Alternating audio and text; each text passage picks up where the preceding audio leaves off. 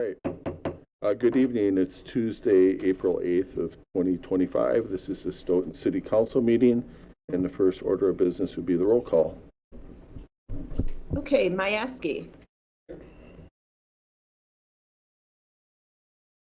He's here. Okay, I think I see him on the camera. Thank you. Nino. Here. Sherlucky. Here. Butler. Here. Lagaki. Here. Wozniak Scanlon. Here. Caravello. Here. Schumacher. Here. Abel. Here. And Jensen. Here. Thank you. We have 10 alders present. 2 alders, one alder absent, may be late, and the other one is just absent. All right. Thank you. Yeah. We are certified of compliance with open meeting laws, and the next item would be public comment. And I do have at least one person signed up to speak, and that would be Sarah. And you can just come up and push the red button. The light should come on, and you would have up to 3 minutes. Is it on? Yep, it's on. This is my paparazzi. Oh, all right, two Yep. of you. Thank you.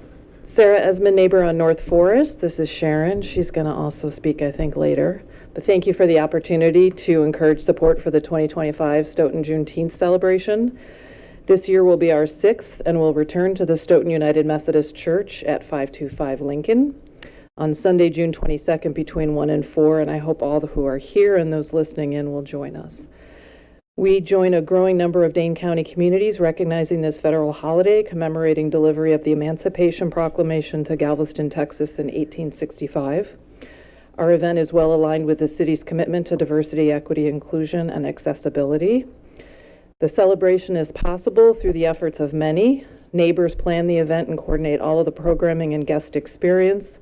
The city has lent financial support, and Mayor Swadley has facilitated logistics with Public Works and also attended each year. The school district and SASD alum also take part. In 2024, we initiated a conversation with Stoughton PD, given the sensitive and important histories involving law enforcement and diverse communities. Collaboratively, we're working to simultaneously prepare for a safe event, as well as encourage community engagement with officers. In addition to the city, we secure donations from a wide variety of individuals, foreign nonprofits, and service organizations. For 2 years, we've been a Stoughton Area Foundation awardee. We produce an impact report each year for the public and our investors to showcase achievements and new features. We've successfully attracted Black business owners from Stoughton and Dane County to join our celebration and to ensure we honor Black history and culture, professional services, and community engagement. This year, our request is larger to you than in years past to account for increased food prices, rapid growth in event attendance. We've almost tripled our attendance in 3 years, and our commitment to keep the celebration free and accessible for all guests. Our largest expenditures are for artist and performer honoraria, as well as food and refreshments. We think it would be amazing to see Stoughton Juneteenth join Setnamai and others highlighted on the city's Visit Stoughton drop-down menu, food for thought. I want to call out special thanks to Alder Lagaki, whose facilitation and navigation skills around this event and so many others in Stoughton has been invaluable. I know she's transitioning soon. I'm kind of ignoring it, but it's happening. So please maintain your support for this important, unique event and help us to showcase it as just one way of many that Stoughton welcomes neighbors and visitors to share in celebrating freedom. Thank you. Thank you. All right. And I don't see anybody else here that's signed up to speak. So that would take us to communications and presentations. And are there any communications from alders? Alderperson Jensen. Yes, I see that both Alder Lagaki and Alder Maskey are here tonight, and I don't know if they'll be here on the reorg, so I just wanted to personally thank them for their service to the city. I believe it's been 12 years for Tom. Can't remember. don't remember, and at least 6 for Jean. And I tell you, it's always nice to have people that are as dedicated as they were to the community. So personal thank you to you. You're here. Any other communications from alders? Alderperson Lagaki. I'm going to surprise you with a save the date of some events coming up. You've heard that the Juneteenth will take place on Sunday, January 22nd, 1 to 4 at Stoughton United Methodist. Oh my gosh, did I say January? Wow.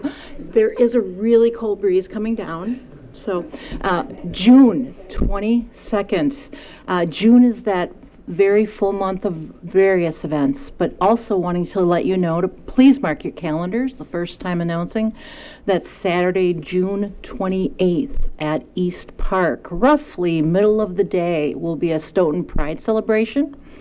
Very informal, very casual, very welcoming, and just wanting to mark and come together. That is not being done by any official organization or alder. That is being done by a group of committed citizens. So, hoping that you can make it once you see publications around to East Park on Saturday, June 28th. Thank you. All right, any other communications from alders? All right, we were going to get an update from the city clerk on the election. Yes. Good evening, everyone. We got through the election. It was very busy. I would like to say congrats to Alders Schumacher, Butler, and Nino on their re-election to their seats, as well as congrats and welcome back to Lisa Reeves in District 3, and welcome to Jordan Tillison on his election to District 2. Some of the details on the election. Beginning at the start of the election, we had 9,583 people registered in the city. We had 157 election day registrations. We had a total of 6,600 voters show up to vote. Of that, 2,295 were absentees, and we had in-person 970 people vote absentee over 9 days. So the total turnout was 69% for that election, which was really great.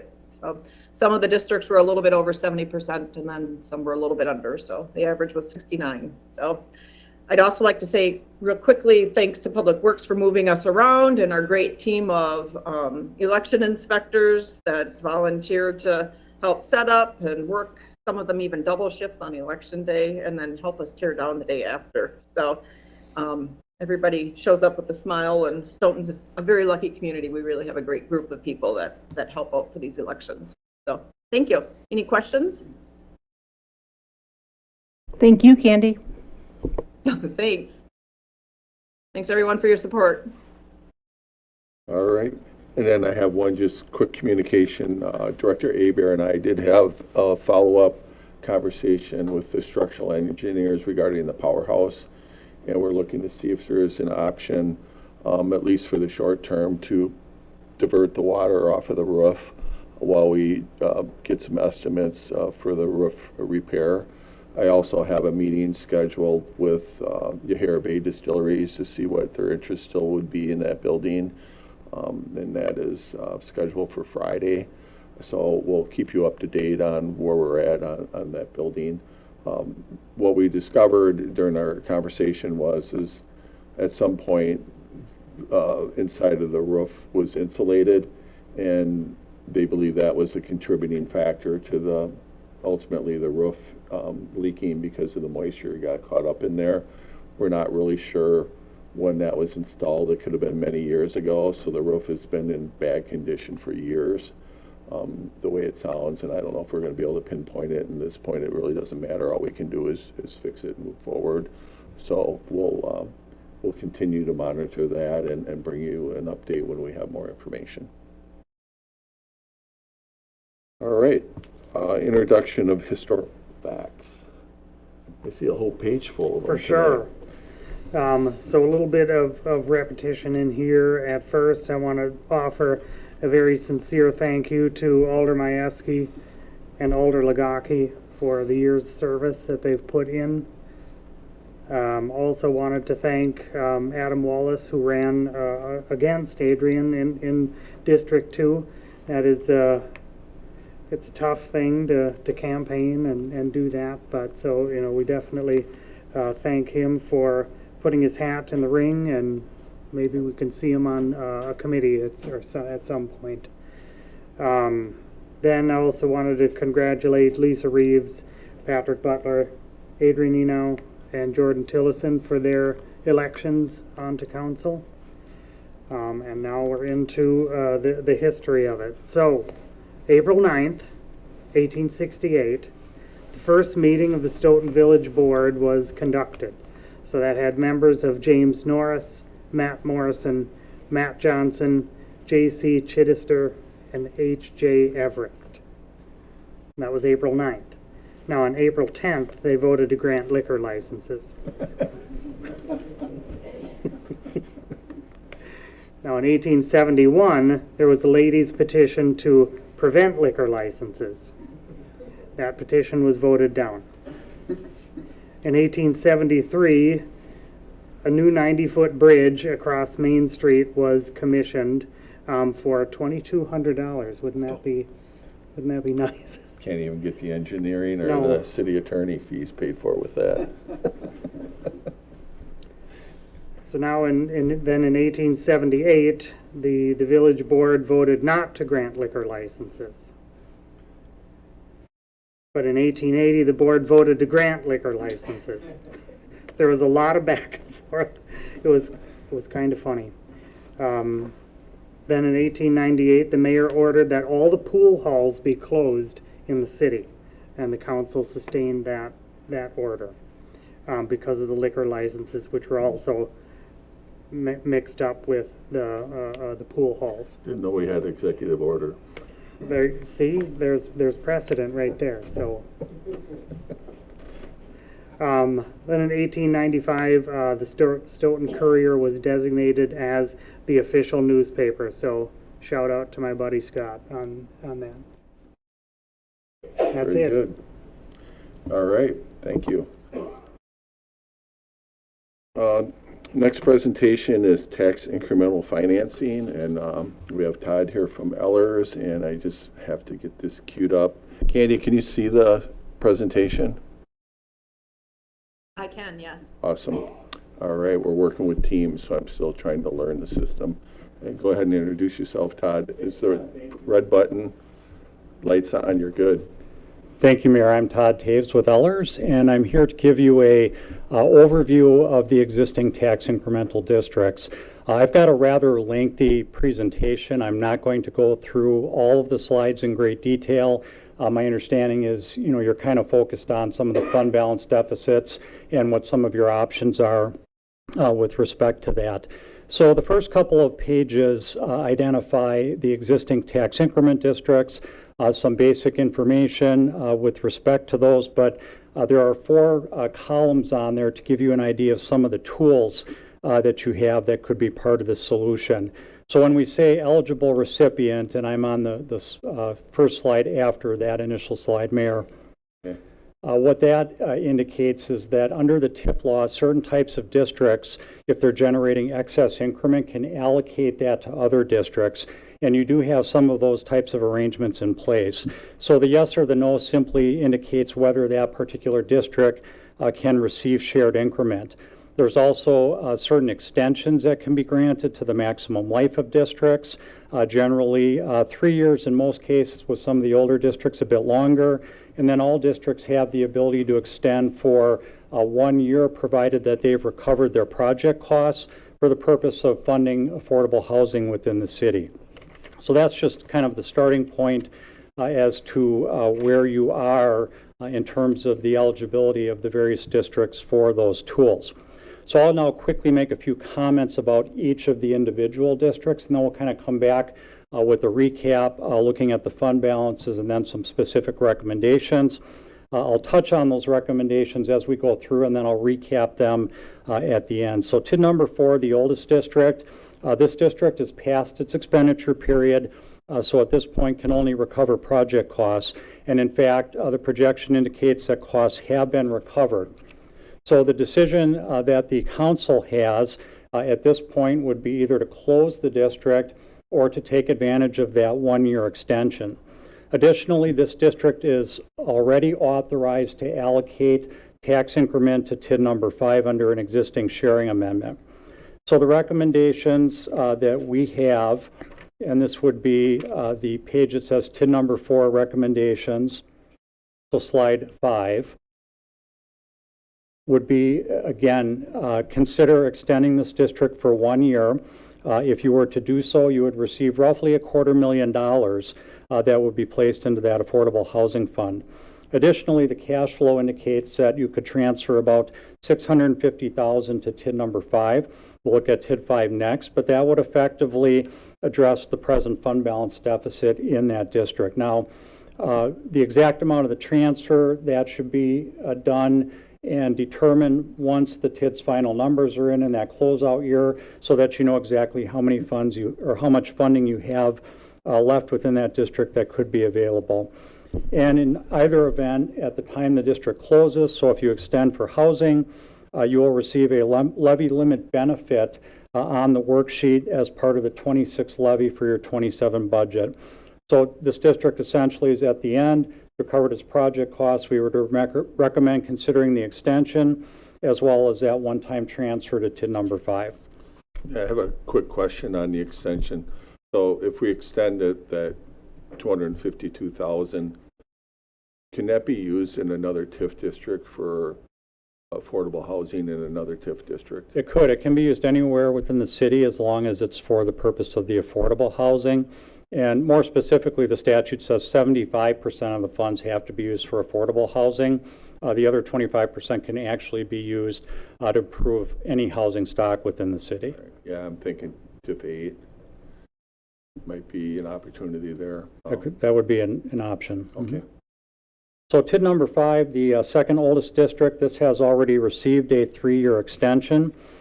Generally speaking, all of the forecasts we've done are more or less status quo. So we're not assuming any significant additional development, additional expenses.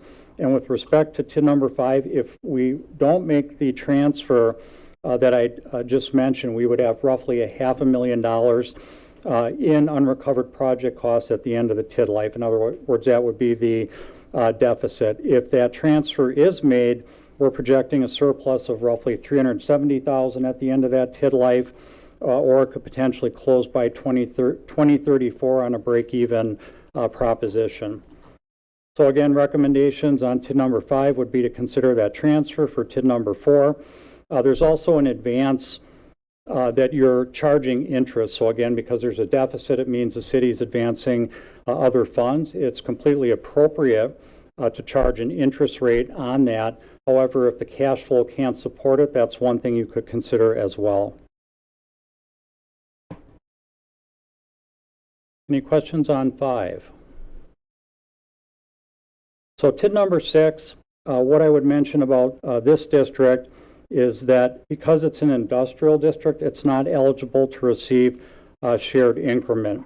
So with respect to this TID, we are projecting a fund balance deficit in the final year of about $360,000 with a peak deficit of about $1.3 million.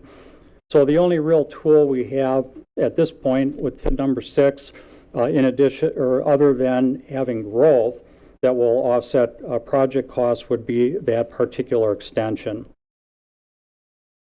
So our recommendation would be to extend the maximum life of the TID for 3 years. That can be done at any meeting of the Joint Review Board. So, for example, could be done in conjunction with the annual meeting. Another alternative, although not particularly attractive, would be to levy for portions of the debt that are allocated to this TID. TID number 7, and as we get into the more recent districts, so recognizing that these TIDs have many more years of cash flow left, we aren't making direct recommendations that we feel need to be taken immediately for the most part. So TID number 7 has a year-end surplus of $710,000.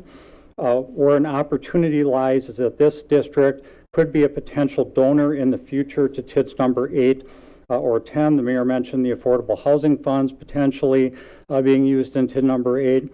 And TID number 7 could also be part of an opportunity there to allocate positive increment. So TID number 8, again, early in its life, so we are expecting additional value as well as additional project costs. The district does presently have a deficit balance of about $354,000, projected to grow to close to $700,000, and a small deficit in its final year. This district could benefit from an extension to its maximum life. That is not something that you necessarily need to do immediately, but could be something to consider down the road. So with respect to recommendations, again, consider amending TID number 7 to allocate additional increment to TID 8, and then also down the road potentially consider that 3-year extension. TID number 9, only recommendation, again, with this newer district is simply to make sure that expenditures are paced with development as it occurs so as to avoid or minimize deficits. The same generally would apply to TID number 10. And again, I've gone through this rather quickly, but I'm going to bring it back as sort of a quick summary of the recommendations. And TID number 11, again, only recommendation there is to match costs to the increment generation. So I'm going to skip all the way to slide 22, which is a table.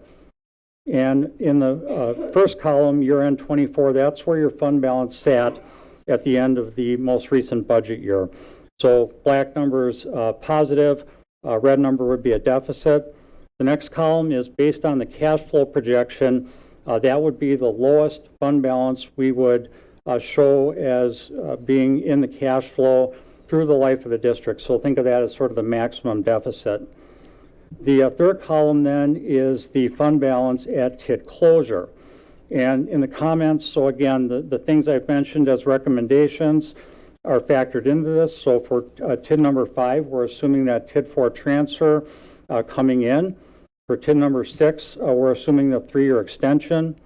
For TID number 7, we're assuming it would become a donor to TID number 8. And TID number 8 would be receiving a tax increment from TID number 7 to eliminate its deficit. So in terms of actions, again, recapping the recommendations. On slide 24, in terms of extensions, again, we would recommend you extend TID number 4 for 1 year for affordable housing, and then also consider extending TID number 6 for 3 years. That again requires joint review board approval. That could be done at any upcoming meeting of the joint review board. It's simply a resolution that has to be approved by that body. In terms of allocations, as I mentioned, we'd recommend transferring $650,000 from TID number 4 to TID number 5 under the existing share. And then consider amending TID number 7. Again, not necessarily need to be done immediately, but in the future, that district could become a donor to TID number 8, as well as to TID number 10. To make that happen, you would have to amend the project plan of TID number 7. And so big picture, as you look at it, there are tools you have, there are actions you can take now or in the near term that will help to address really all of the districts except TID number 6. That district, again, because it's industrial, cannot receive shared increment, and therefore you're really going to need to rely on additional development to grow the increment, refraining from making additional project costs that do not recover themselves. Through associated development, I mentioned that you could do the extension. And then lastly, again, there's debt you would like to have the TID pay for that debt, but you could certainly consider doing an annual levy for some or all of that debt to reduce the pressure on that cash flow. So that's kind of the broad overview, and I'd be happy to answer any questions. Are there any initial questions from alders? Alderperson Legaki. On slides 22 and 23, I believe I understand the financial numbers with 370,000, 370K. The Million. it is million, just million, but I was confused by the two M's. Multi-millions? Typical abbreviation for millions. Okay, thank you very much. Any other questions from alders? And I just make a couple comments about TID 6. The city still has 2 lots that are for sale on that could be developed. That would certainly help the health of that district, as well as one of the properties. They have 2 more structures that are scheduled to go up this year, so that'll certainly help the increment as well. And then Emmy Roth is in that district. That one is building's only a year or 2 old, so it's really hasn't captured the full amount of increment at this point yet. And as you saw, we recently invested TIF funds for the solar array on the roof. They have purchased additional land around themselves. The hope is at some point they'll expand. If they do, we can amend and add those properties into the district and capture more increment. So, I'm still optimistic about that one, even though we're several years into it now. I think there's still some opportunity there, but certainly doing the 3-year extension. I guess my question on the 3-year extension, can you do that at any time, or do you have to wait until you're further into toward the end of the period? You can do it anytime. Okay. Is there a strategy, or do you just do it? You essentially have to take it to the GRB and demonstrate that you need it. Okay. Yeah, it's possible that we may have a joint review board meeting. Typically, we have an annual meeting. I want to say July for some reason, but we're looking at possibly amending the newer downtown district to include more properties. So we may end up having a JRB meeting anyway, so we might think about just going ahead and doing that extension at the same time, to make it more efficient for the other taxing authorities that have to attend the meeting. The Joint Review Board consists of the city, the school district, Madison College, and Dane County, so they're all voting members of that Joint Review Board. So because they're a stakeholder in the property taxes that are generated by the buildings that are going up in those districts. So any other questions or comments? Go ahead, Alderperson Butler. He's our finance chair. Do we have any thoughts on, if we make these moves, what impacts those could have on our bond rating? Well, generally speaking, advancing monies from the general fund is not credit positive. So any steps that you take to reduce that reliance is positive from a rating standpoint.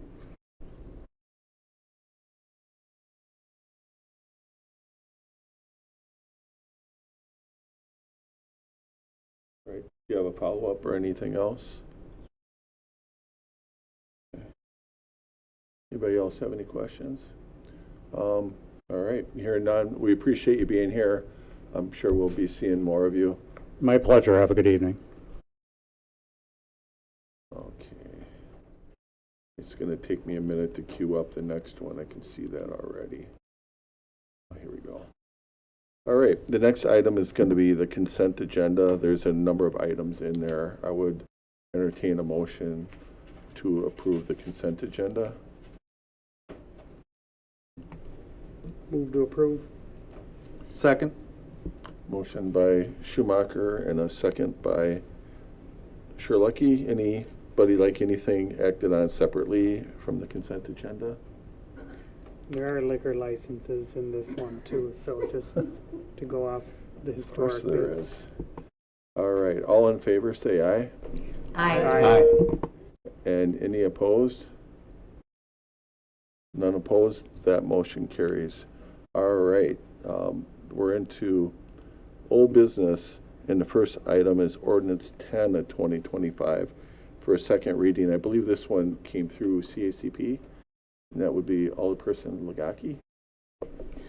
This is the second reading of Ordinance 10, 2025, creating Section 2-32 of the Stoughton Municipal Code relating to establishing a student representative to the City Council. I so move. Is there a second? Second. Second by Alderperson Sherlucky and Alderperson Legaki. Pretty straightforward. Inviting students through the connection of the student council at the high school to have students come on to council and be a part of council, but not a voting member, and would not attend any closed sessions is the postage stamp version. All right. Any questions or comments on that? Once approved, I'll reach out to the school district and we'll work through the process as outlined in the ordinance, and hopefully they'll have several student reps that would love to put their name in the hat. All right, seeing no questions, all in favor say aye. Aye. And any opposed? None opposed, that motion carries. All right, next item is ordinance 11, second reading. This one came from the Plan Commission. And this is ordinance 11 of 2025, ordinance adding section 10-4, building permit fees, section 10-15, reserved permit lapses, and sections 10-16, revocation of permits, and I so move. And is there a second? Second. Second by Alderperson Majewski and Alderperson Caravello. And as we discussed at last meeting, this is just clarifying language in the Stoughton City ordinances for building permits. All right, anybody have any questions or comments on this one?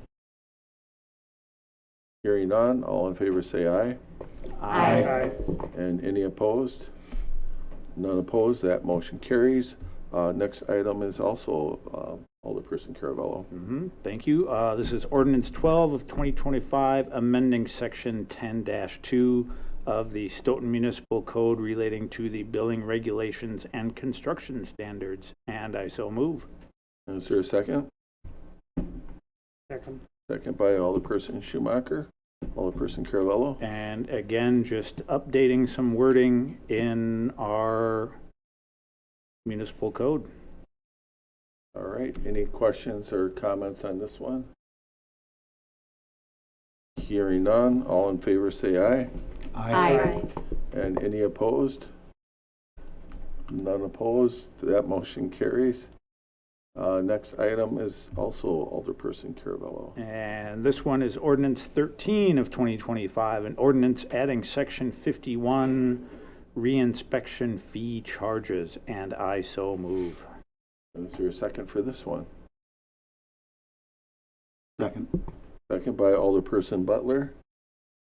And this is just, as it reads, adding reinspection fees if and when they are necessary. Any questions or comments on this one? Hearing none, all in favor say aye. Aye.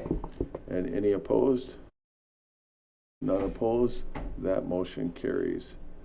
Okay, next item, number 10, I'm just going to briefly go through it. There's items in your packet regarding Oak opening and Highway 138 intersection plan.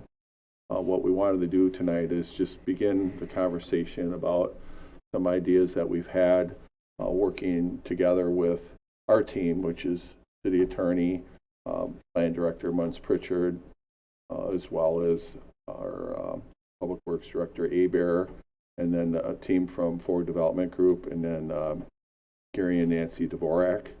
So you can see in the packet, there's a letter from Dvorak's expressing their interest in trying to help us resolve kind of a long-standing conversation about how we might connect Highway 138. As you might recall, there is a deed restriction on the lot.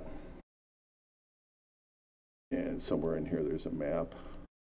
Oh, it didn't go down. Let me get to it. There's a deed restriction on the lot, 8 lots.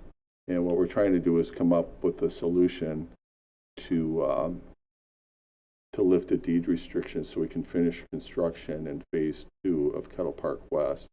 So the lots that are in question, I think you see the cursor up there? It's these 8 lots kind of to the west, the southwestern edge of the phase 2 development on the screen here. And what we're talking about is this extension to Oak Opening here that ultimately one day could connect to Highway 138.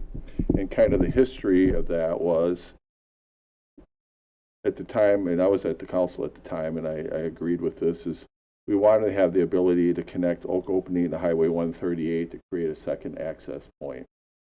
Because the only access point initially was coming in on Jackson Street. Now, since then, we've added 2 more access points to the north, one coming off of Roby Road across 51 onto Deer Point to Oak Opening, and then the other one is north coming from Rutland Dunn to Oak Opening, where the new development is on 51 West. So we feel from an emergency management standpoint, we're in a good position. We have 3 access points in the development. We don't necessarily need the 3rd one, but certainly want to give the council future options if that's something that they want to pursue. And if the DOT, who we're also in conversation with, still feels that it's appropriate to do that. And I think there's some questions that we have with them as far as is our agreement that we have and how long that was for. Yeah, so DOT, well, I wasn't part of this meeting, so I'm sort of relaying it secondhand. They are not necessarily supportive. Maybe that's not the right, maybe that's too harsh, but they're somewhat skeptical of that intersection. And they had indicated there may need to be a new traffic impact analysis before a new intersection could go in there. We do have an MOU or an MOA, Memorandum of Agreement, with DOT to put in that intersection from at Oak Opening. So the current Kettle Park West Phase 2 agreement requires the developer to extend Oak Opening to the southern lot line of the park there. So then the city would be responsible for completing the extension of Oak Opening and completing the actual intersection there, which I believe, I don't remember if it was like a right in, right out. Yeah, I think it would be determined, and I wasn't at that meeting either because I had a conflicting meeting, but my understanding is because it's been over 3 years, we may have to reassess whether or not the traffic impact analysis that was done at the time is still, current. So that's one question that we still are trying to get an answer to. The next slides, I basically just tried to focus in on the areas that we're talking about. If you look kind of down in where the road is on the west side, the left side of the screen, you'll see that's where Gary and Nancy Dvorak live. And that's really kind of relevant to the conversation. And then I kind of focused down a little bit deeper. So the original idea was going to be to see if we can work out an arrangement where they would extend their driveway to the east and connect that to Oak Opening, because we can't have more access on the 138. We can't add the connection there unless we eliminate their driveway. And they're, they don't have a desire to do that, and I'm going to kind of go through the reasons why. One thing to note is they also have interest in the property just to the west there, and that's part of the conversation as well. And you can see on this map here, these red lines are the terrain, and you can see it's fairly hilly there, and then it's fairly wooded there as well. So there's some concerns about if we were to extend their driveway to the east and make that connection, how much fill it would need, what it would do to the trees that are really outside their picture window, as well as is the wildlife that that like to be out in the prairie grass between them and the pond. So if you go down, I have some kind of slides that kind of show from a street view, and then kind of going up 138, you can see it's heavily wooded as you kind of approach their driveway. And you can see to the right is their current driveway, and then you can see the culvert there, and that would be potentially a driveway they could put in for that other lot they have interest in. So really what the proposal is instead of extending their driveway to Oak Opening, they would do a shared driveway utilizing one or the other one of these driveway entrances. And not really sure if we've made a final decision on that, but that way we can combine these, and we have to make sure that everybody is good with that as an alternative, so we can have that access. As I mentioned, that area between them and the pond is heavily wooded. You can kind of see a little bit on the terrain and how low that area is there. And then here's kind of the view from their deck. And what you see is a lot of grass out there. And then, I have pictures of wildlife, and they even sent me a picture the other day of a bobcat, but the packet was already out. So it was a pretty cool picture they sent me. But you can see that this is an area where it's environmentally somewhat sensitive there. And what we'd like to do is take this as an opportunity to maybe improve on our initial thought, but yet still have the flexibility to make that connection later, while freeing up those 8 lots that are deed restricted. Yeah, so, oh, sorry. Go ahead. Yeah, there are actually, I guess, 2 proposals, and Connor's here, he can talk more.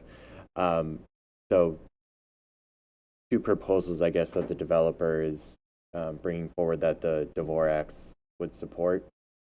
So one is if the council still wants to make the Oak Opening extension intersection on Highway 138, they would build a cul-de-sac, or still extend Oak Opening to approximately that location on the map.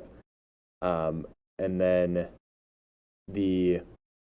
that outlot there, that would be, portions of it would be, basically we'd be relocating the street to run along the, that yellow line, I guess, with the remainder of the land being conveyed from the developer to the Dvorak's, just to give them a little buffer between the street and their property, and also avoid that big kettle that's in the middle there. So there would also be, I believe, some parkland dedicated to go along with that. So that would be option 1. Option 2 is if the council decides it doesn't want to extend Oak Opening at this point. We wouldn't need to do a driveway relocation at that point. The cul-de-sac would still go in, but then that land, not all of it, so basically the top half of that outlot would be dedicated to the city as parkland dedication. The bottom is sort of negotiable about whether or not it would be just dedicated to the city, or if it would be if the city could potentially buy it with TIF funds. If it's dedicated, it could be used as like a parkland bank for the next phase of the development. But those are the 2 basic options that the developer is proposing, that we've sort of been working with them to come up with proposals that they could bring here to council tonight regarding that intersection. And Connor, I don't know if I've misstated anything, if you want to correct me on anything. And then you'll see that what I try to do is summarize the proposed options. I don't know if I have it 100% correct, but this is my interpretation of it.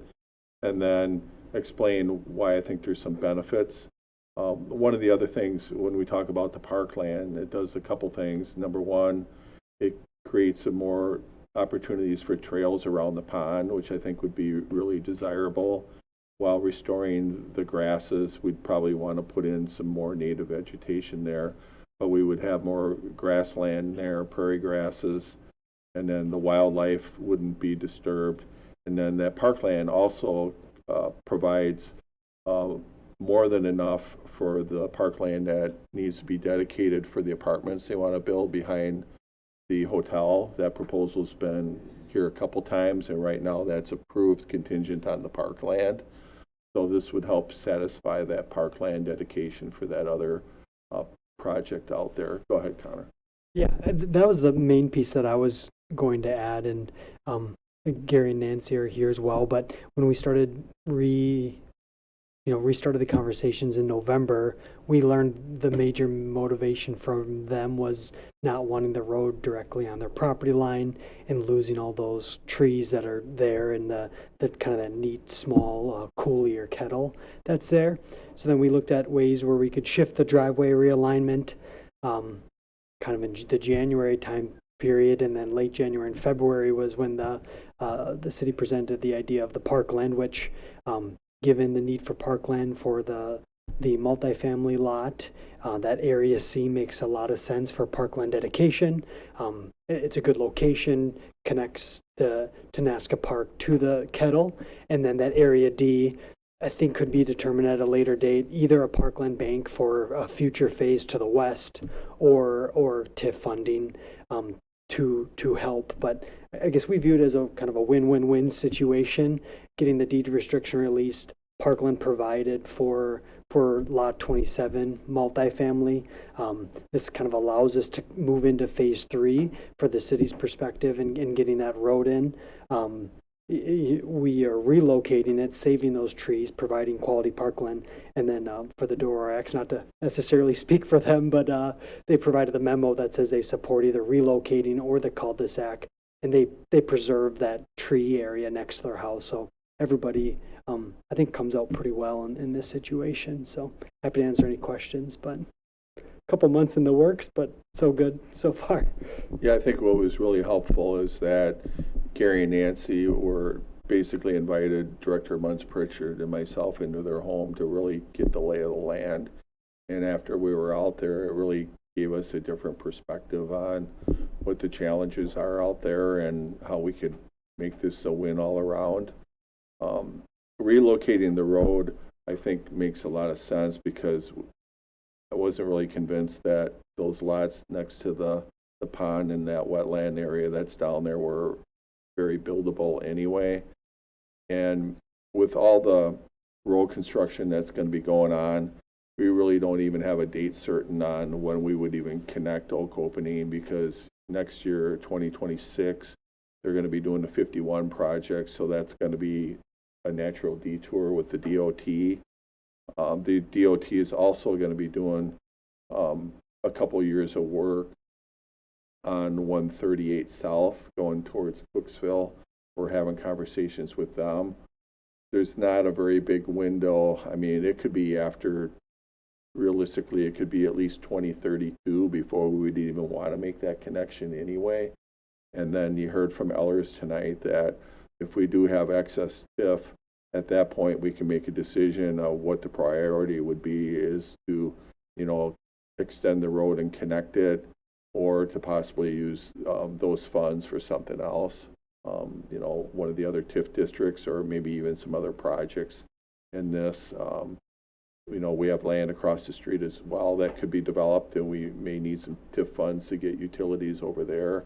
So I think that it still gives us the flexibility and the option to make the connection at some point if the DOT allows it, and if you feel it's necessary that we do it. But in the meantime, it allows us to move forward and provide some certainty for the Dvorak's, lifts the deed restriction, allows the development to move forward, provides that parkland, as we mentioned, for the apartments, so that can get going as well and create some more tax base and some more housing options for people that want to live in Stoughton. Did we miss anything? I know that's a lot of information. Yes. I am on. I've been on if you have any other questions, just more an FYI. Tell me what I missed. Well, I think the big thing is, and I just wanted to let the council know, is when we were first looking at the puncher in this area, there is a really large kettle there, and that was going to really impede even moving the driveway around that location. And just more to let people know, this did put on our radar, and this is one of the changes we're going to be making with land division ordinances to look at these kind of depressions and stuff to make sure we're designing around them. So I just thought I'd like to add that, something that's right now at the Sustainability Committee. Yeah, it's hard to believe that we've been working on this development for how many years now, Connor? Yeah, and we're just now figuring out that there's kind of a kettle that's been in the way the whole time. And we've made agreements not really fully understanding that. So I think having those future ordinances, hopefully we'll identify them earlier than later. So I think that's another great benefit of going through this. But I think the main purpose tonight was really just to get this on your radar, and from a process standpoint, I'll look to Rick or Chris on where we might potentially go from here if that's what the council wants to do. Right. So at the end of the agenda tonight, there is the potential to go into closed session to discuss a possible amendment to the Phase 2 agreement. So just a couple of other things. So like I said, there are two options. One would be sort of if the council wants to still make an effort of making the connection to 138, then option one would be sort of, we would vacate that remainder portion of Oak Opening and relocate it a little bit to the east there. So it would basically run a little bit along that yellow line to 138. Option two would be if you decide you don't want to move forward with like the 138 connection, would be we vacate, which wouldn't be tonight, but there'd be vacating Oak Opening, and then that areas A, B, and C would be dedicated as parkland, and then there wouldn't be sort of that little triangle down there. It would just be that a remainder parcel that is sort of vacant land, like you said, sort of to be determined on if KPW or if Forward would dedicate it to the city at some future point, or if the city would be interested in acquiring it by some other method. But as far as like the other provisions that would go in an amendment, which we can talk about more, but in broad strokes, they would be constructing Opening Drive to approximately that location. If it's a cul-de-sac, it can't be greater than 600 feet from that intersection. So that would be the maximum length of the cul-de-sac. So they would construct that by December 31st, 2026. They would do mass grading of parkland that they've already dedicated for certain specific areas. And then if we go with option one, there'd be a driveway relocation agreement, which again, the Dvoraks have said that they'll agree to either option. And then whatever the parkland dedication route we choose to go with. So that's sort of broad strokes what we'd be looking at tonight. But this agenda item was just to more or less discuss it in open session, see if there are any questions for the developer, the Dvoraks, and introduce the topic. All right, are there any questions or comments from alders? Okay, anything, Gary or Nancy, you want to say while you're here, or no? Everything. All right, Anybody wants to come out to our house, what we're talking, person that yeah, we appreciate you being here tonight too. All right, well, I guess then we'll just go on to the next agenda item, and let me cue that up here.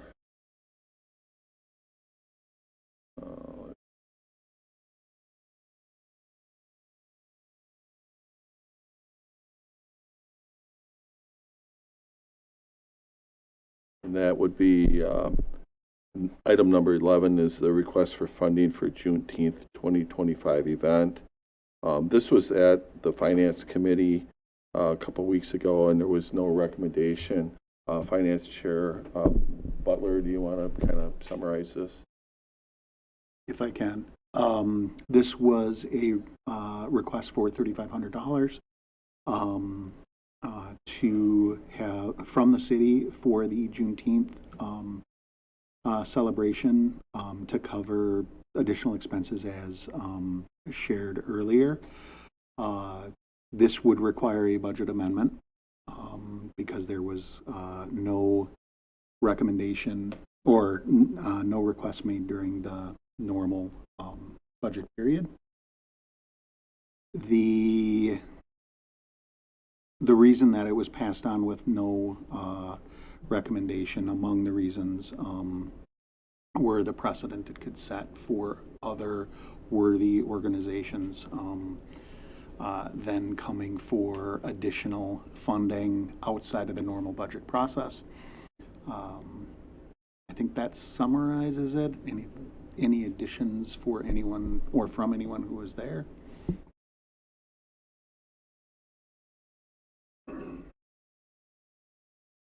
Okay, so at this point, I guess I would open it up for questions or comments or motions or whatever. Anybody have any thoughts or questions that you need answered?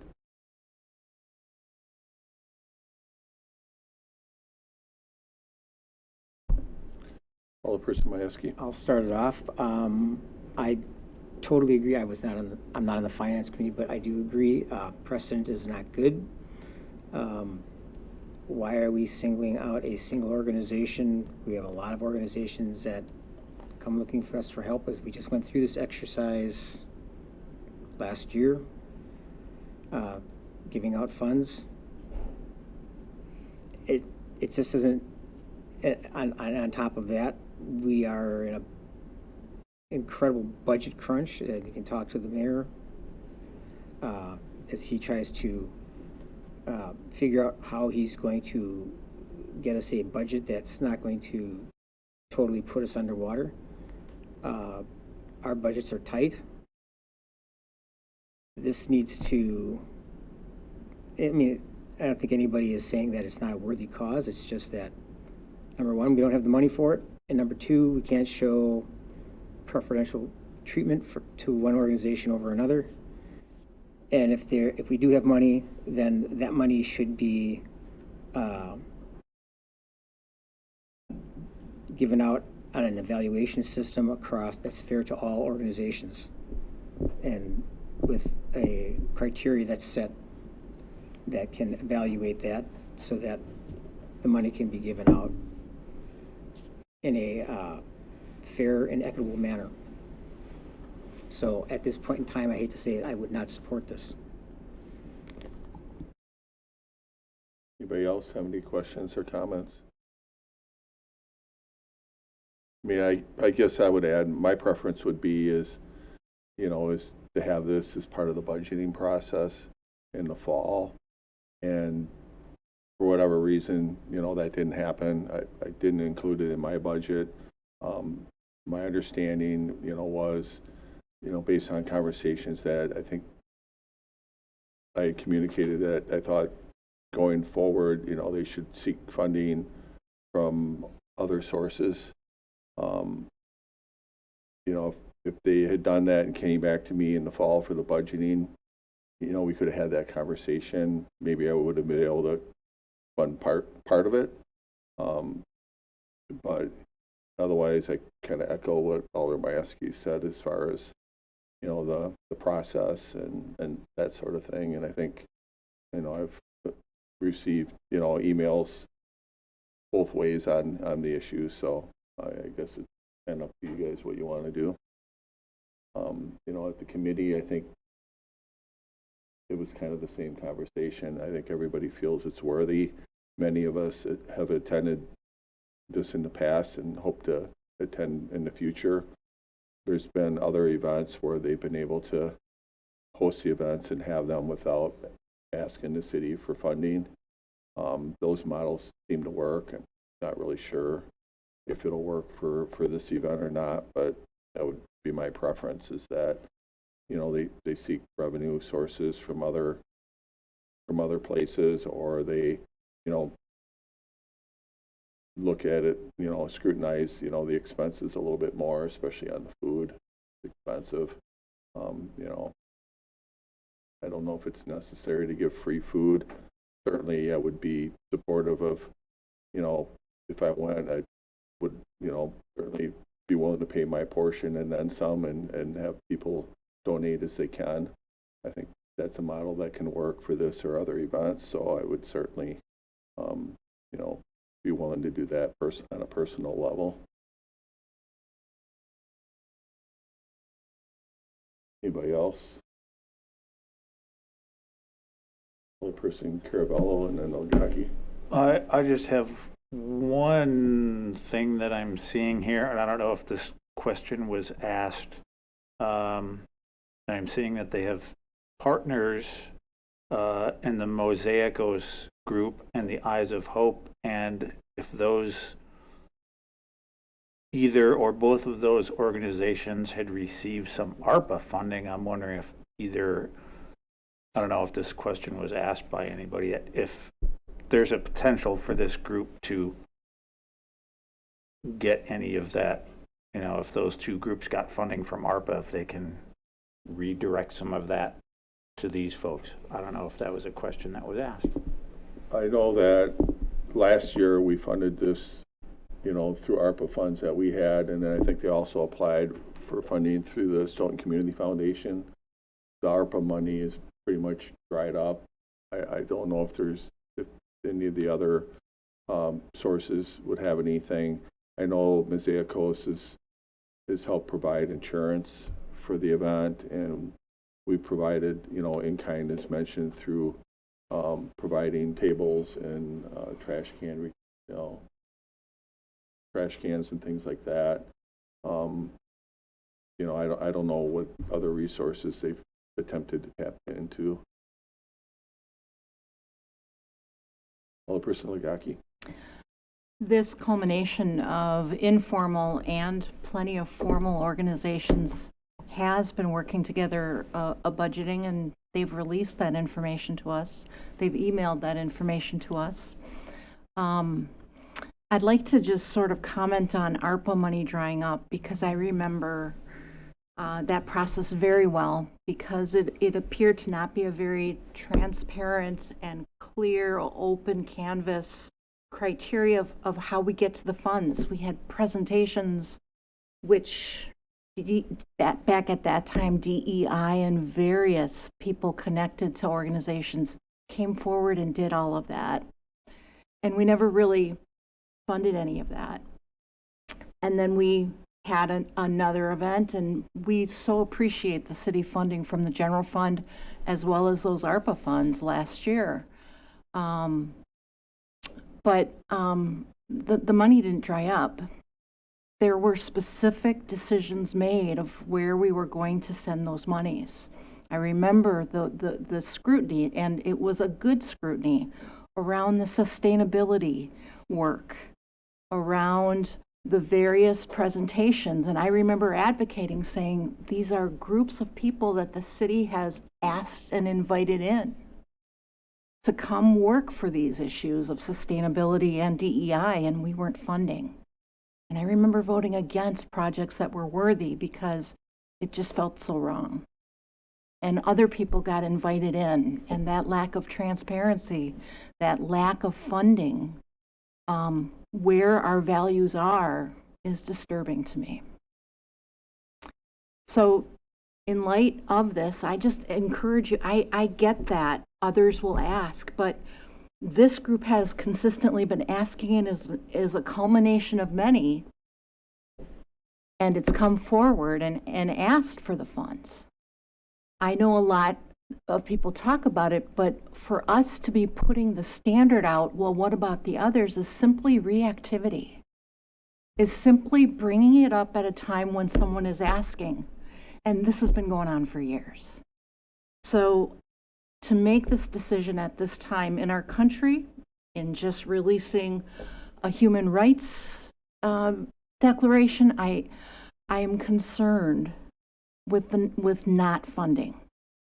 I realize that things are tight and we have decisions to make, but we have steered this group in this direction, and to react and now say we're changing the goalposts again, I want to caution us on that.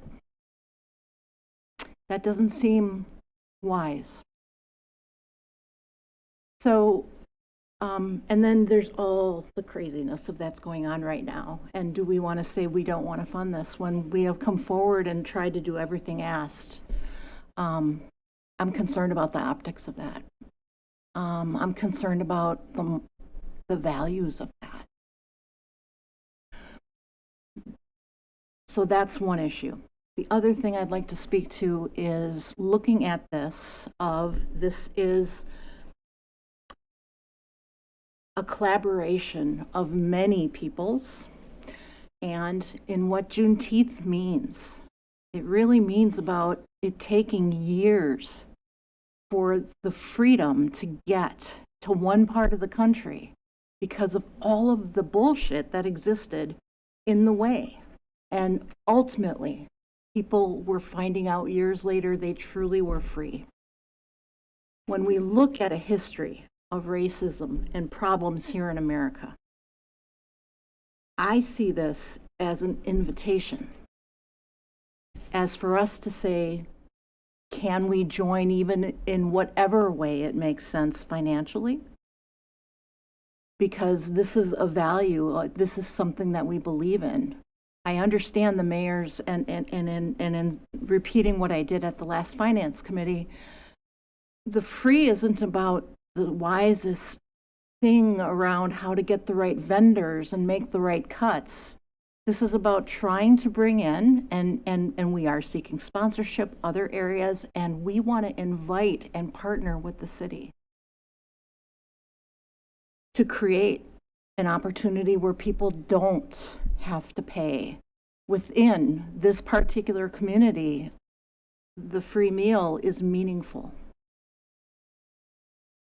A sign of their freedom, as are red foods and all kinds of details if you ever want to read about Juneteenth Day.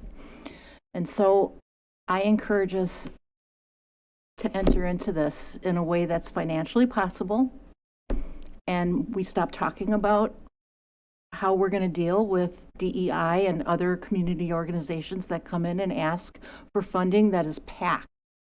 Juneteenth is a packed event in our country, and right now with diversity, inclusion, accessibility, and DE, what's E?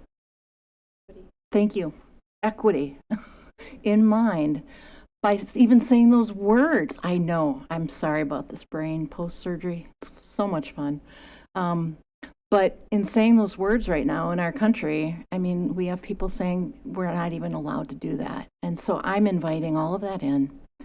I think it's a mistake for us not to fund. I do think we need to get organized with how we fund, but please don't simply be reactive after we come back again after doing what was asked.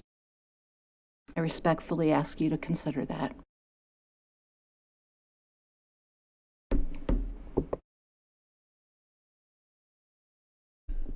All right, anybody else have any questions or comments?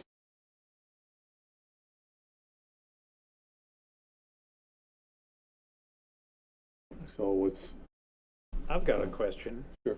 On the point of setting a precedent, is there some sort of jeopardy that we'd be in by setting a precedent if we were to fund this, since do we look at things on a case by case, and if somebody says you did something for these folks, you have to do something for us? Or since that was brought up, I'm just wondering.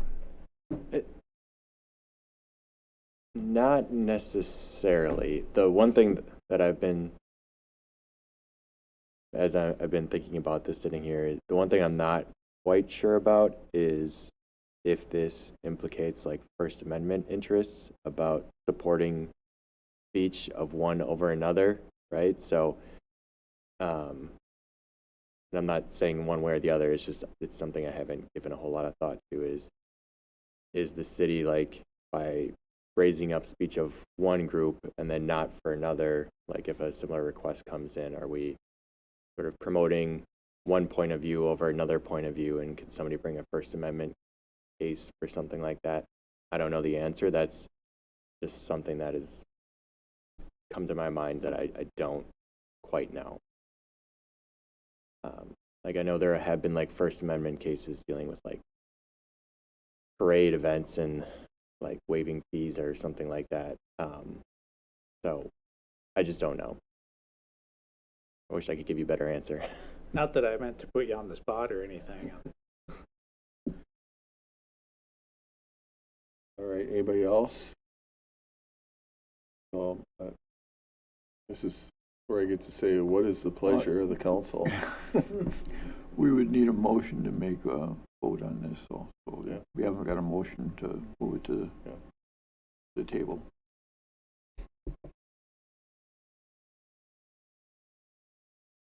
So somebody wants to make a motion, they can, otherwise we'll go on to the next agenda item.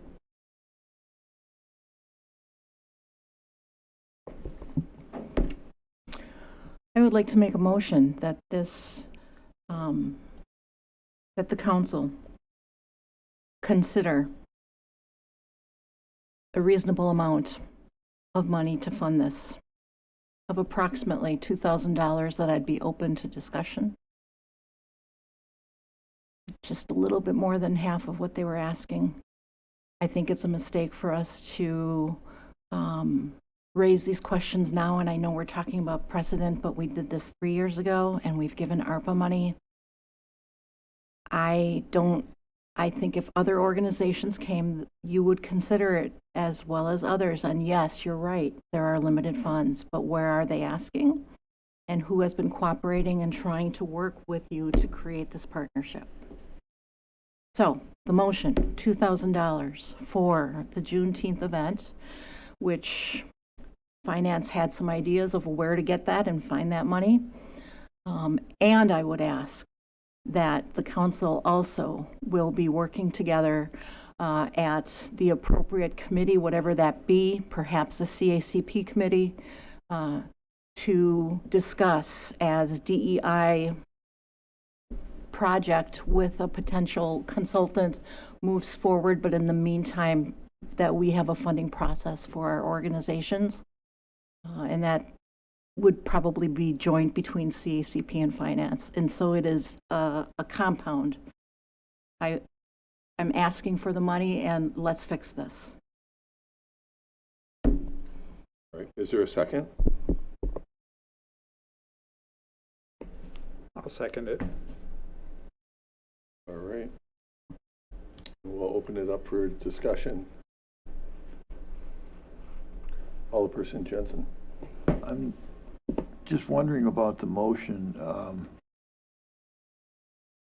I can, I understand the motion to advance the money. That's fine.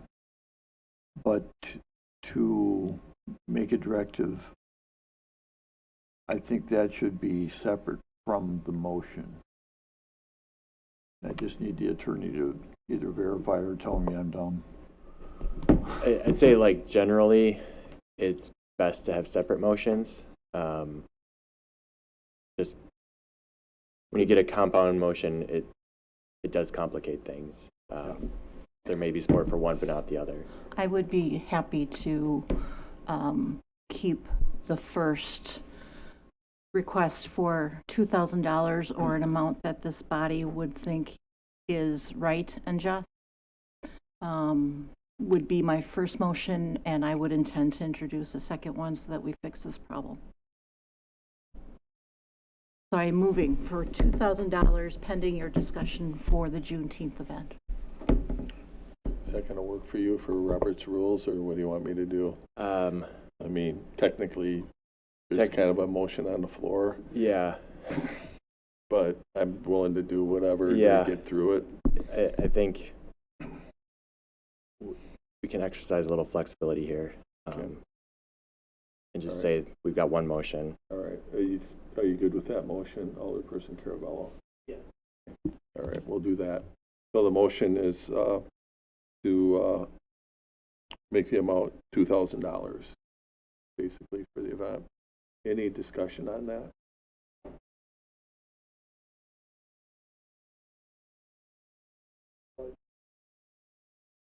This is amendment for the budget, so We'd have to bring that back or figure out the funding kind of after the see, I would have to come back, and I also think it should be a roll call vote. Roll call. Okay. Yeah, because it is budgeting. Okay. Yeah, we if it passes, we'll have to come back and we'll figure out something. And you requested a roll call vote. Any other questions or comments? Candy, when you're ready, then you can do a roll call vote. Okay, Abel.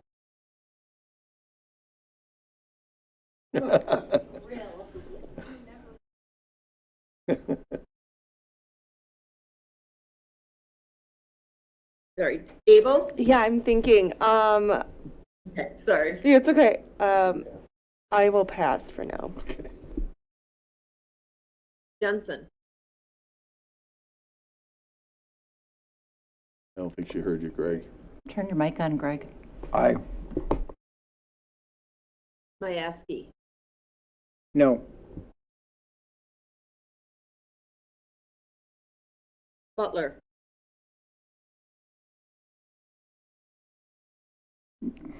No. Schumacher. No. Sherlucky. Aye. Nino. Aye. Wozniak Scanlon.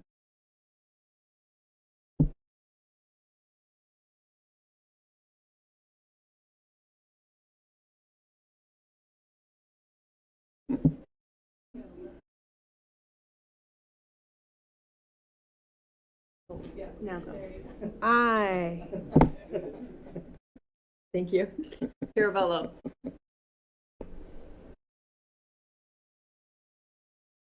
Aye.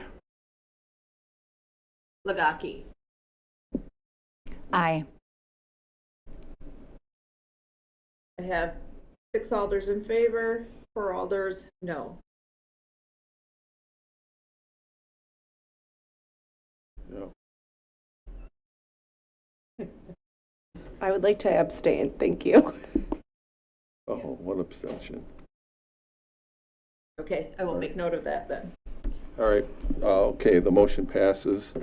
So then the second motion, Alderperson Lagaki. I realize that we have a DEI consultant, and it's sort of a weird time for us to be looking at that, but there are intentions for that to go forward, and so I think good and better things will come from that.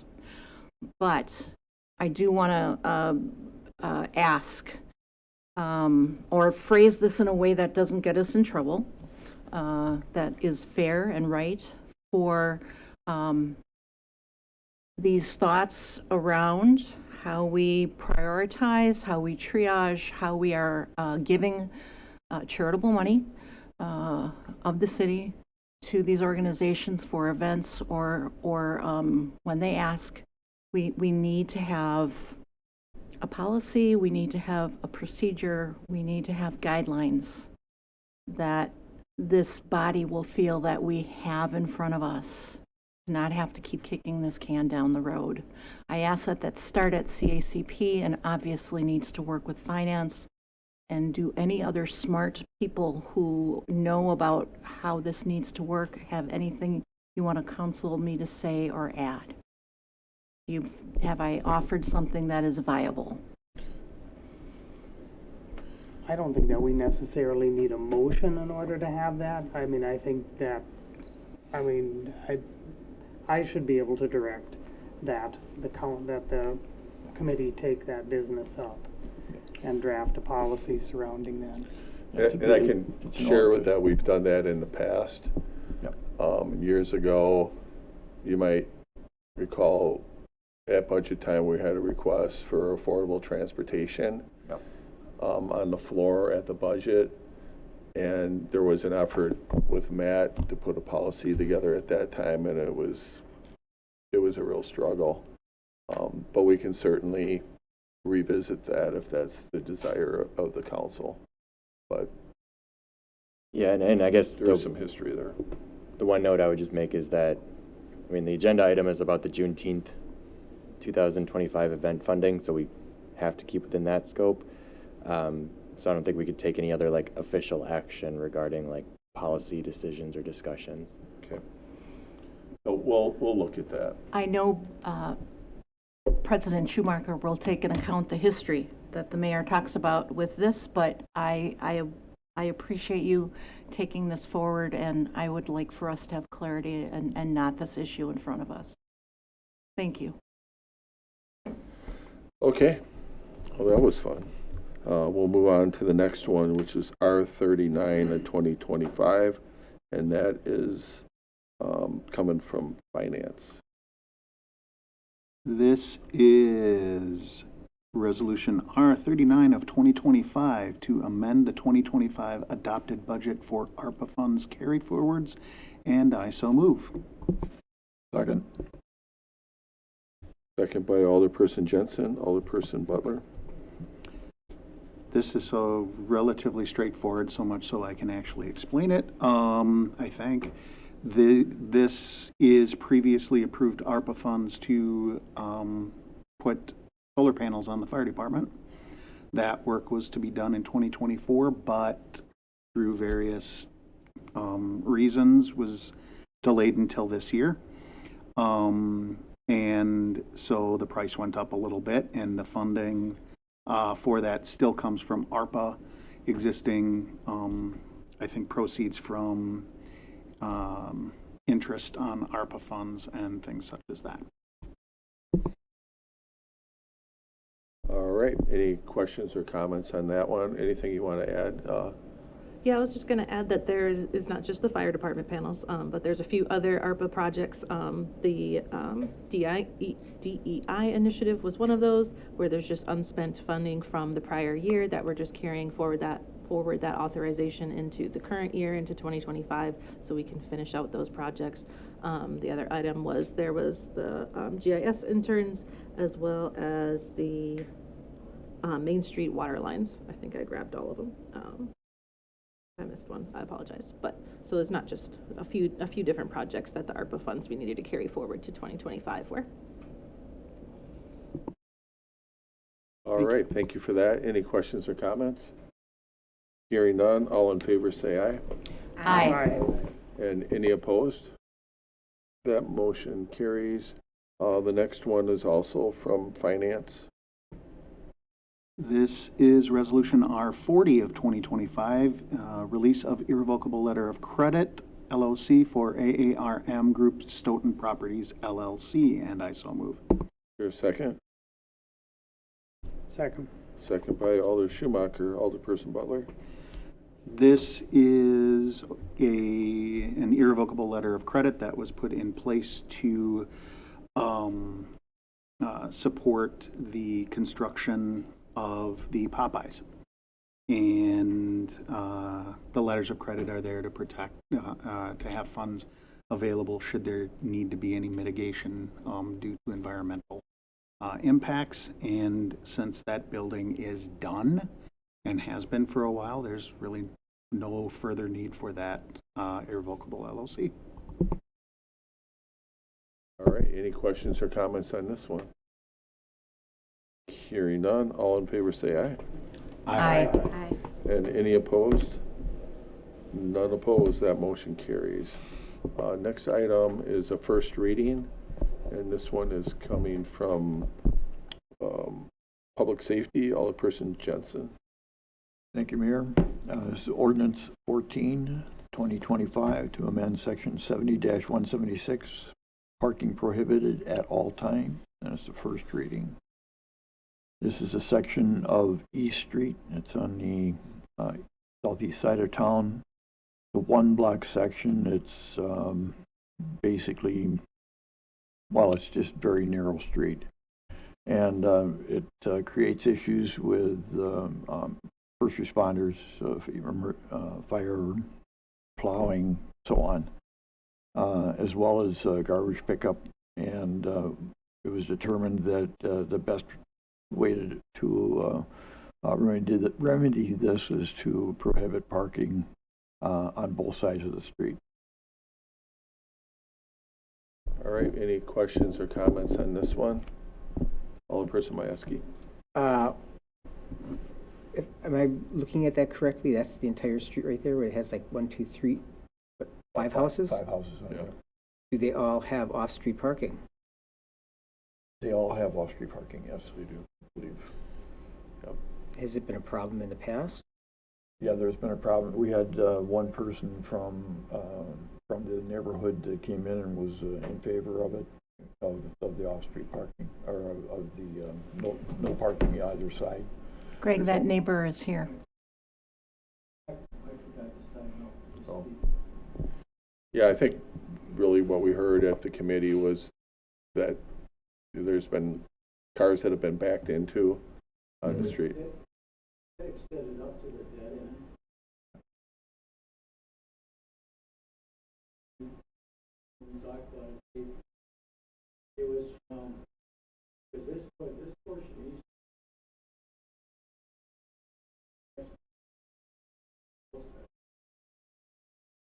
Dead end.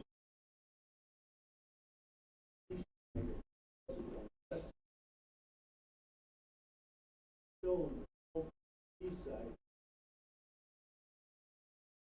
And there's been 2 accidents that I know of. They stood in the park.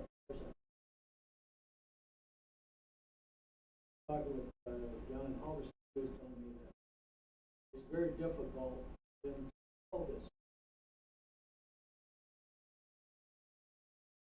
Every one of these houses,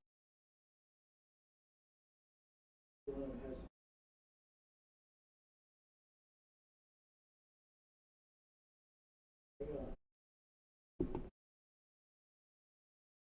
and it's the dead end.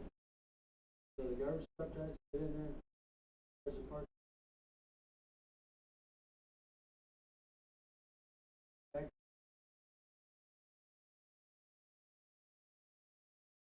Backing into the west. Because it's downhill. What is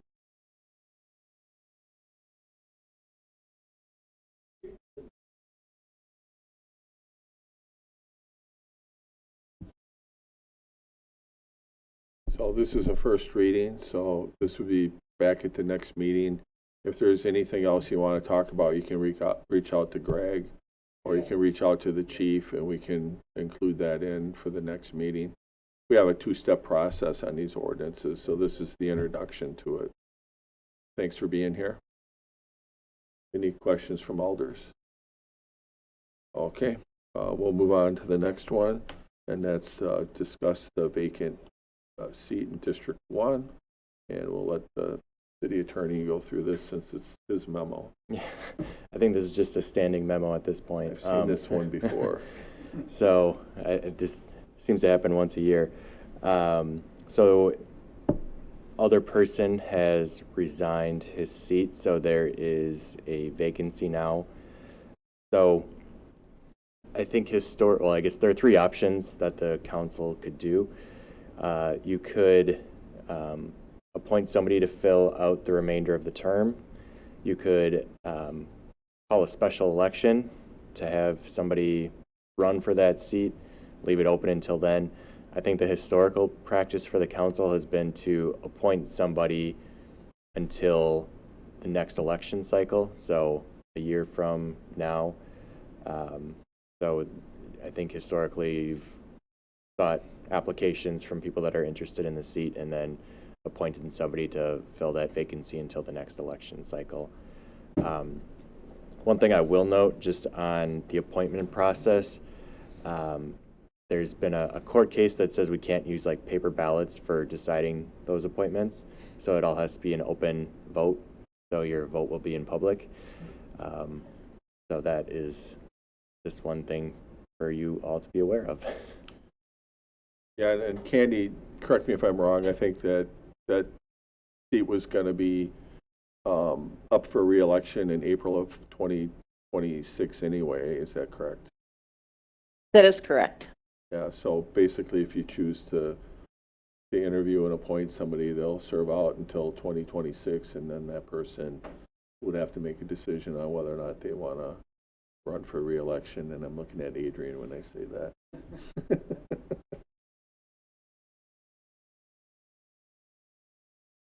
So I guess at this point, do you have any questions or comments?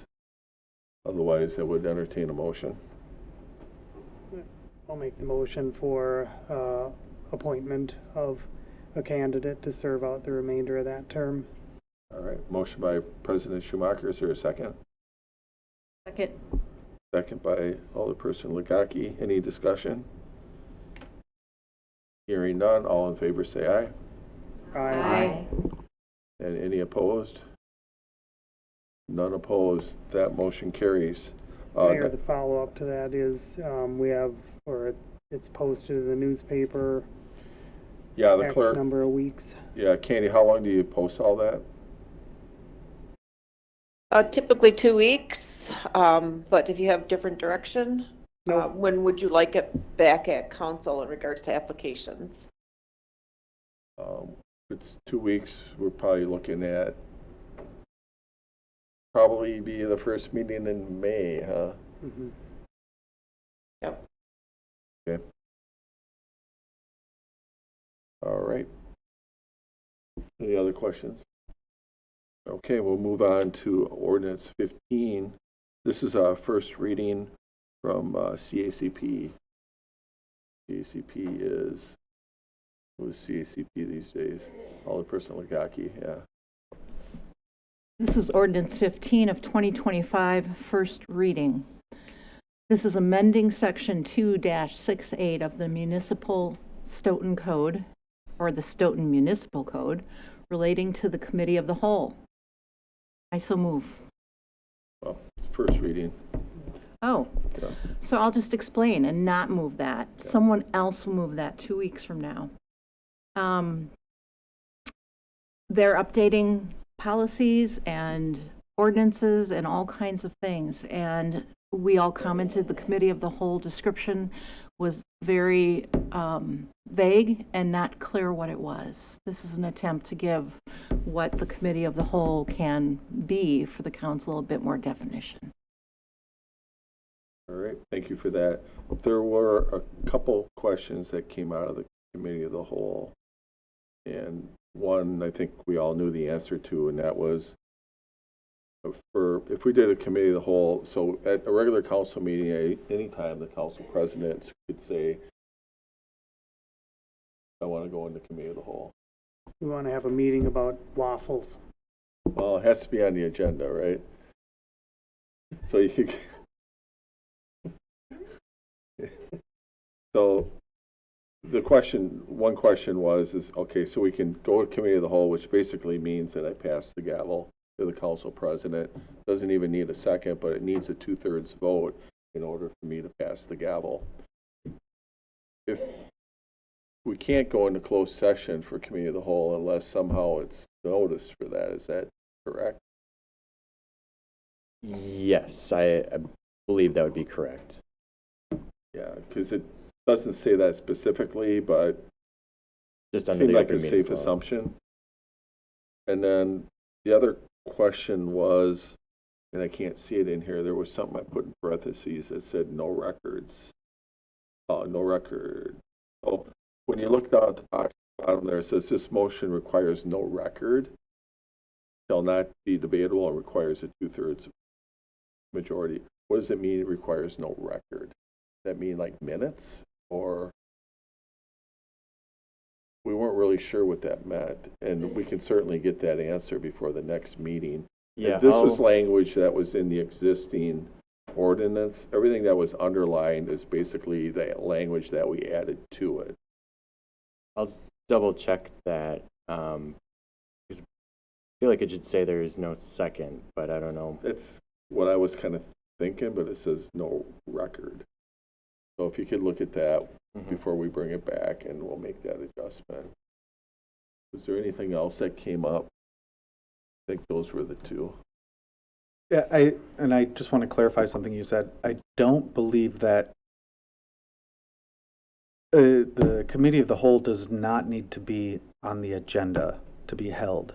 At any point, the council president could go into go into Committee of the Whole on an existing agenda item. There's not a section of Committee of the Whole that needs to happen.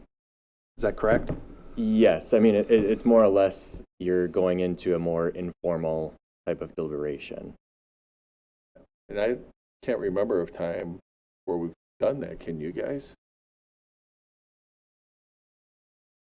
But it's there if you need it. I only have one more item that I can go on that with. You can have it. So it'll be back in 2 weeks. If you have any other questions or any clarifications, feel free to send it to myself and I'll pass it on to city attorney. And then the last item is, or we have 2 more items. Number 17 is the conflict waiver for Boardman Clark to represent Stoughton Area School District for the School Resource Officer Agreement. Attorney Matthew. So Boardman Clark does some work with Stoughton Utilities. I'm not sure if they've worked in any other capacity with the city, but because they have a legal representation relationship with the city, being that Stoughton Utilities is a division of the city, they also represent the Stoughton Area School District, and with the SRO discussions progressing, there will be some sort of agreement there. So Boardman Clark has asked the city to waive their conflict under the legal rules of professional responsibility. Yes, those do exist. So they've requested it. The city's not obligated to. If you were to deny this request, the school district would have to find a different attorney to represent them in this. But these matters are unrelated. Yeah, we use Boardman Clark as our labor attorney for HR, basically. So I would entertain a motion. I'd make a motion to accept the conflict waiver for Boardman Clark.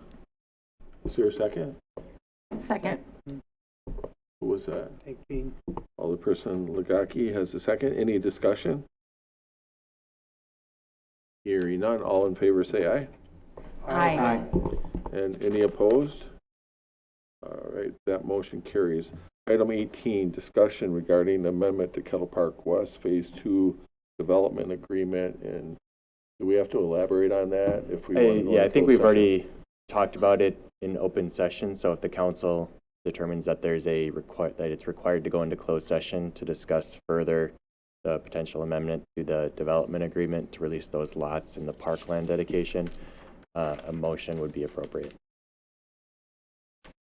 I'll move into closed session based on state statute 19.85, paren 1, paren E, deliberating or negotiating the purchase of public properties, investing in public funds, or conducting other specified public business whenever competitive or bargaining reasons require a closed session. Council may convene in an open session to discuss and take action on the subject matter discussed in the closed session. So move. Here a second. Second by Alderperson Jensen. And I think we need a roll call vote, Candy. Okay, Legaki, Aye. Caravello, Aye. Wozniak Scanlon, Aye. Schumacher, Aye. Abel, Aye. Nino, Aye.